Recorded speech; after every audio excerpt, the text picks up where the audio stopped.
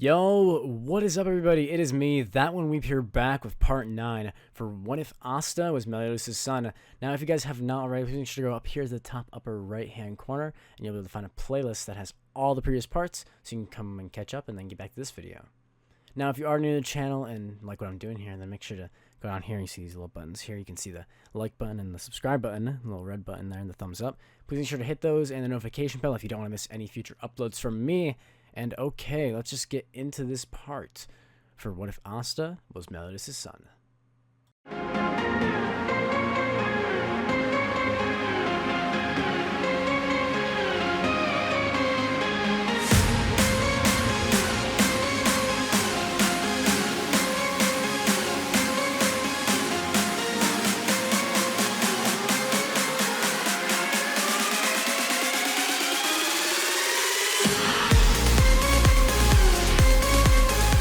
This is a tale of ancient times, an era before the human and non-human worlds were forever divided. After many, many battles, the 7 deadly sins, an order of legendary knights, would be divided. Dragon Sin Meliodas and Princess Elizabeth would have a son in a faraway land, and his name was Asta. Asta would eventually attain his own grimoire and start his journey to become the Wizard King. Last time, Asta and the Black Bulls had finally made it into the Undersea Temple, and they were now looking for the magic stone that the Eye of the Midnight Sun was after, that the Wizard King had sent them to retrieve. Let's get into it right now. Seemingly just as the Black Bulls arrive into the temple itself, people would suddenly come out from the inside of the buildings as there'd be a lot of people. There's a whole civilization down here, they'd be thinking, as the Black Bulls would be shocked not having thought that there'd be anyone down here. Yami would ask in a loud voice and an angry tone, asking where their boss is, with one of the villagers yelling out that he's looking for the High Priest. The villagers would take the Black Bulls to the High Priest, who would then greet them. As the group enters the temple, suddenly a large goldfish would come swimming out and almost barrel into them, as both Magna and Luck would easily dispatch it, using their magic and seemingly taking out the goldfish as it just disappears. This would be when an old man would walk out laughing as he has a cane. This old man would be the High Priest who would use his game magic to test to see how strong they were with that.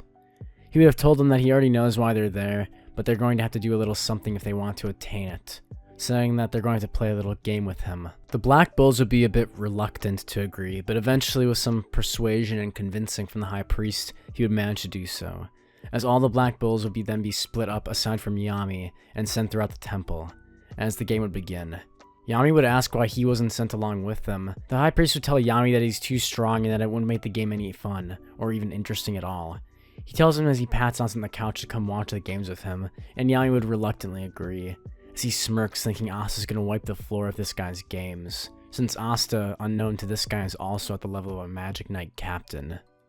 Asta, Magna, Luck, and Ghost should have been sent together, as they were all now in a corridor down inside the temple. Asta's group would then encounter some of the priests, specifically the Hammerhead Shark Priest, as they would then tell them that they're going to wipe the floor of them. And you guys have to remember that the people in Black Clover cannot sense the same magic frequency that Asta uses, meaning that Asta looks like he has almost no magic power, if any at all. The priest would target Asta, thinking him as the weakest link, and Luck would try to get into the fight, but Magna would grab him from behind and pull him back by his cloak, telling him to stay back for this one.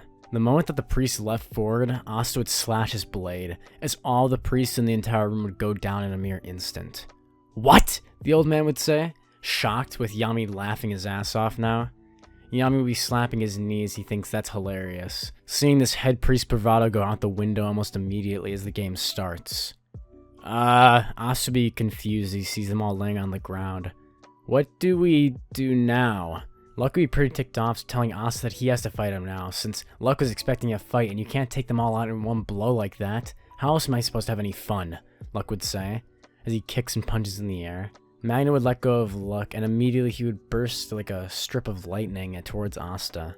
Asta would simply hold up his hands as Luck would be belting at him with his fist, and Asta would just take every hit, with him receiving minor injuries and scratches. "I'm just glad Marie wasn't there to see that," Ghost would say. "Otherwise she might like Asta more. My Marie." Ghost would be upset as he thinks more about Marie, but everyone else would be pretty much meh. Magna would be the one who cared the least, saying less work for him the better.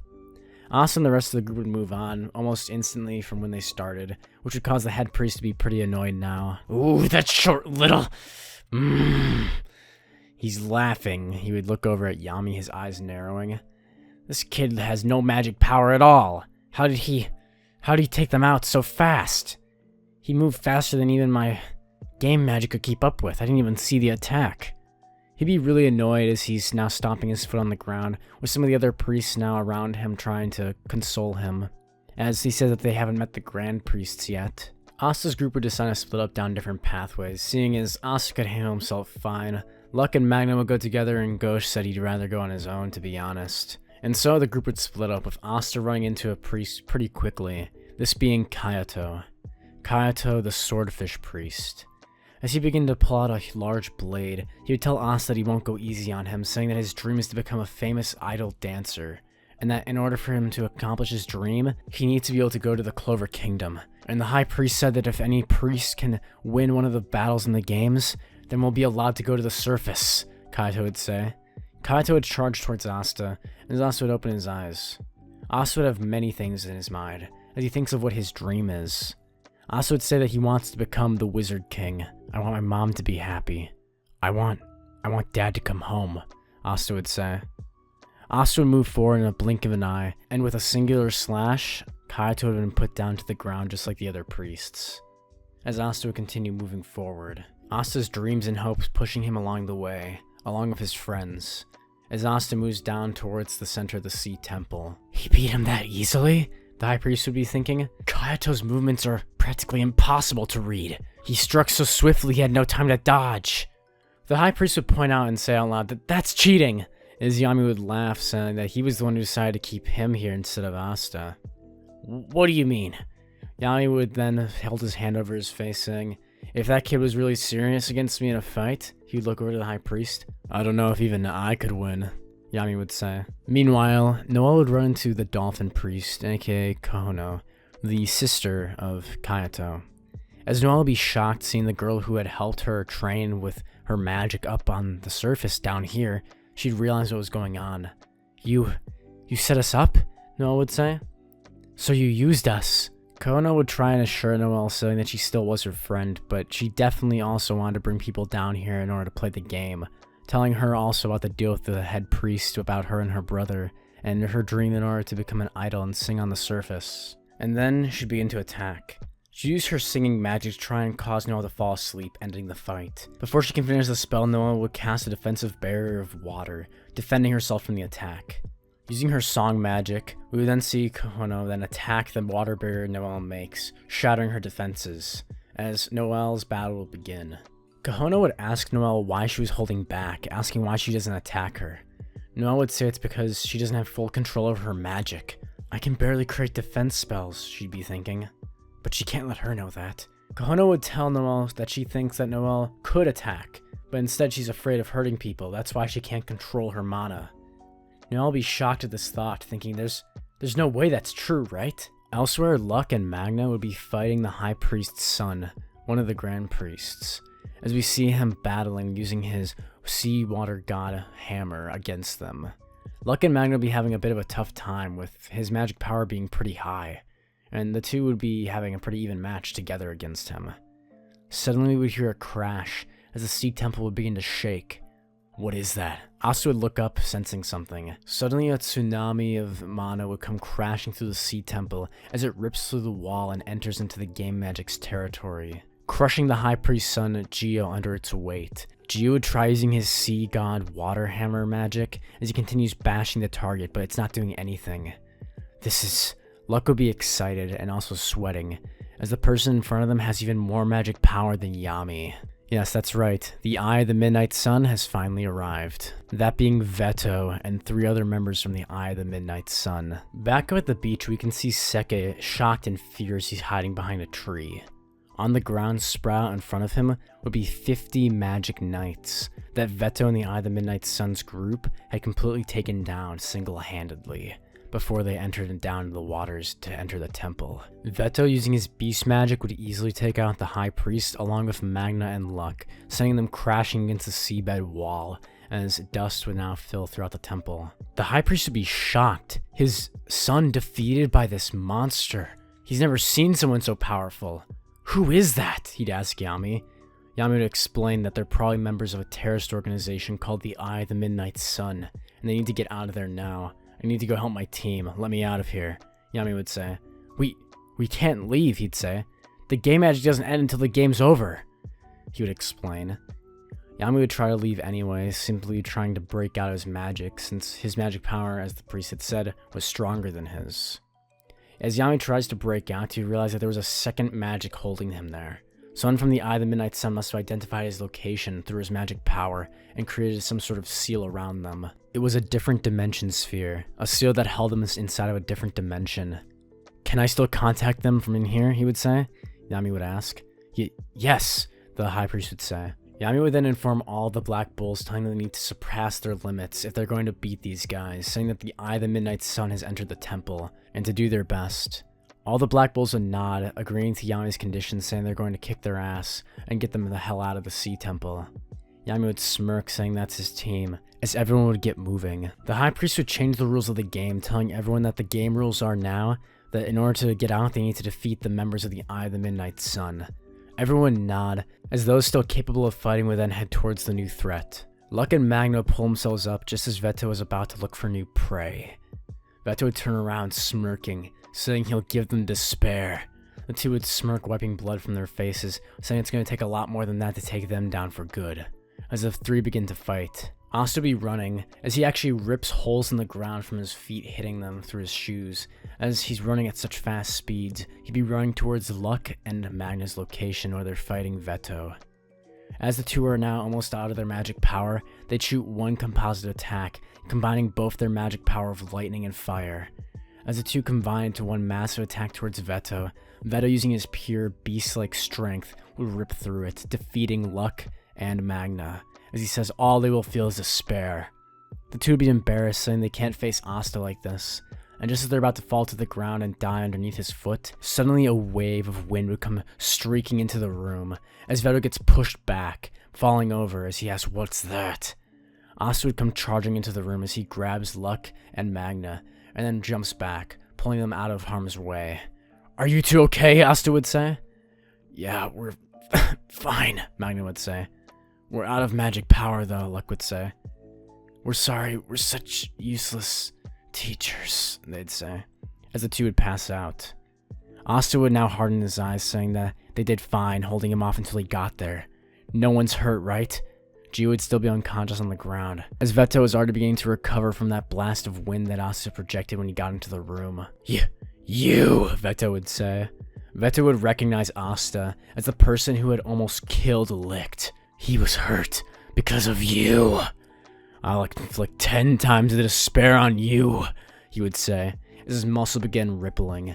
Asta would not be impressed, as he begins walking forward, saying, "Come on, big guy, let's do this." Vetto would move forward so fast, Asta wouldn't be able to react, shocked, as Vetto would grab Asta's right arm and rip it off of his body. Everyone would be shocked watching Asta get disarmed, as Asta would look back to, now Vetto, about to destroy and crush his arm under his hand. Asta would quickly react as he begins to pulse dark energy through his body. Suddenly, Vetto would be shocked, as Asta's arm would suddenly have a small connection of darkness, a straight line to his arm back to his body, as Vetto would feel a strong pull. Suddenly, Asta's arm would get ripped out of Vetto's hand, as it reconnects itself to Asta's body. Asta would scream as he charges up, his demonic symbol now appearing on his forehead, as his arm would then completely reattach to his body, healing himself. "You're an annoying one to kill," Vetto would say. Asta would say he was surprised, but his physical strength won't be something he can't overturn. Asta would say he's pretty strong too, after all. As Asta leaps forward, now powering up to around 20% of his physical strength, Asta would punch Vetto in the chest, leaving a huge indent in his body. Vetto would cough up blood, as he then bulges his muscles out and pushes the indent out of his body, sending Asta's fist back, as Asta would now grip palms directly with Vetto, the two's muscles now shaking as they begin to buff up on each side. "Damn it, I need more power!" Asta began to increase his physical strength, as we could see his muscles now bulging, as he would then send dark magic through his body. Asta would use more demonic power as he reaches 50, 60, 70% of his physical strength. Suddenly, Vetto's knees would buckle as he falls to Asta's pure physical might. Damn it! He just keeps getting stronger. I had to use more beast magic, but I'm going to burn through my magic power. No. He would see an image of Licht in his mind. For Licht's sake, I'll give you despair. Licht using his beast magic would push all of his weight down on Asta, as Asta could feel his arms beginning to creak. Damn it, I can't. Asta would think about the last time he accessed 100%. And Yami's not here this time. And there, he would see the unconscious bodies of his friends. If I did that now, I don't know if I could contain myself. I'm going to have to. Asta would tap into his other power, his third power, anti-magic. As Asta would begin screaming out, "Ah!" Asta would begin charging magic, well, anti-magic, into Vetto's body. Damn it! Vetto would feel his arms getting weaker, as the physical magic enhancement he'd been using on them was beginning to disappear. Get away! He'd pull one of his arms back as he slaps Asta, sending him flying across the room as he then lands on the floor, crashing into and leaving a crater. Asta pulled himself up, regenerating, as he then activates his angelic half, a wing sprouting. Asta would fly up into the air as his other eye turns gold, the symbol of the goddess race. He'd point his hand down towards his friends, as he would then use Arc, protecting them with a shield. There. Now, if I go 100%, I shouldn't have to. Suddenly, Vetto would come flying around, grabbing Asta by his wing, and spinning him around before throwing him against the wall. Asta would crash now, knocking the air out of him, as he falls to the ground, falling out of his angelic form. Asta would be almost unconscious from that blow, as he would then reach into his grimoire and pull out Lost Vein, blocking one of the fist strikes of Vetto. Vetto would be pushing harder as the sword began to creak. Asta would then push back, as he then activated it. Secret treasure release! Suddenly, a clone would appear of Asta, and Asta would power that clone up to 100%. This being half of Asta's strength, meaning that it uses 100%, would be equivalent to Asta using around 70% of his full power.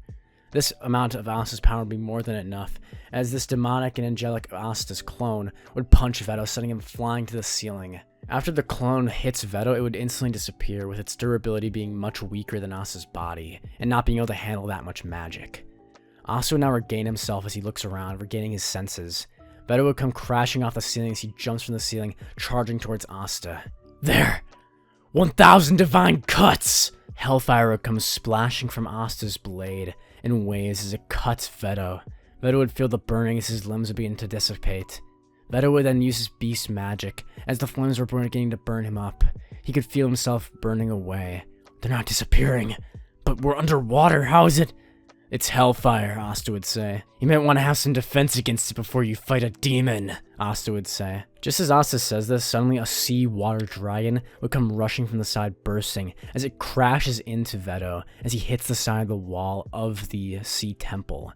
We would see Noelle blasting the dragon out towards Vetto, as he had no idea what that attack had come from.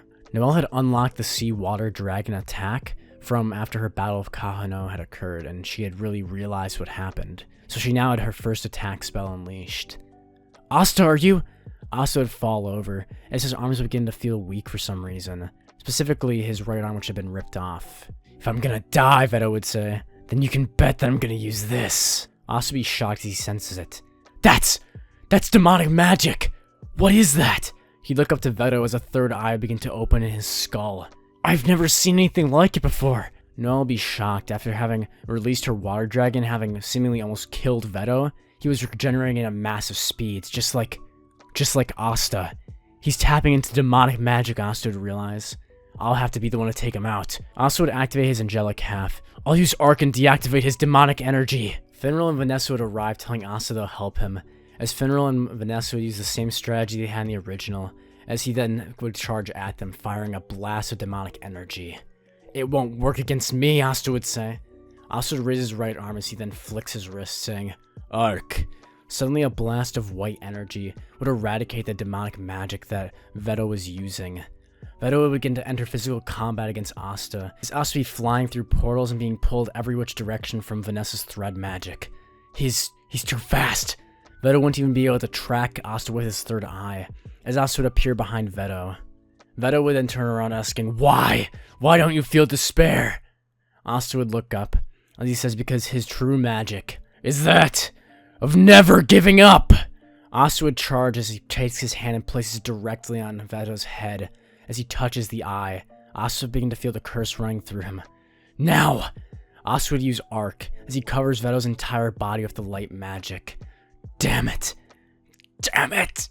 Vetto would be completely eradicated, turned to ash, as his body and this magic would have been erased from Asta's power. As Vanessa and the rest of the Black Bulls would cheer, Asta would fall to the ground having used a lot of magic power, almost passing out as he falls unconscious. Just as Asta finishes defeating Vetto, suddenly Yami would appear saying he's here to save the day, as he sees Asta now on the ground with Vetto gone. And I missed my cue, Yami would say. Gee, thanks, Asta, he'd say as he grabs his head and begins squeezing it. Asta, who'd already be unconscious, wouldn't say a thing, as everyone else would try and get Yami to stop. Yami would point his sword at them, saying that was going to be his kill, and he just unlocked this really cool spell, too. He said he wouldn't show it to them this time, though. He'll save it for a different occasion. He'd look away, a bit tsundere, as Yami would be disappointed, not being able to use his dimension slash on this guy. But, thank you, Vetto. Yami in his mind would see all of the growth that his teammates had gone through from this threat, and having seen the strength that they had accomplished through teamwork together, Yami would be pretty impressed, saying they all did a pretty good job. As Nero would appear pecking Asta on the head, Asta would look up, now regaining consciousness, as he would say, "Oh, there you are, Nero. What's up?" Asta would say as he begins recovering, his wounds beginning to heal over his body, but his stamina being completely gone. Asta would nod as he looks up, seeing Nero holding the magic stone. "We got the magic stone, huh?" Asta would say, as he would then fall back into an unconscious sleep. If you guys want to see the next part for What If Asta was Meliodas' son, make sure to slap that like button, comment down below what you thought, and subscribe to my channel for more videos like this from me. Anyway, I'll see all of you guys in the next one. Goodbye.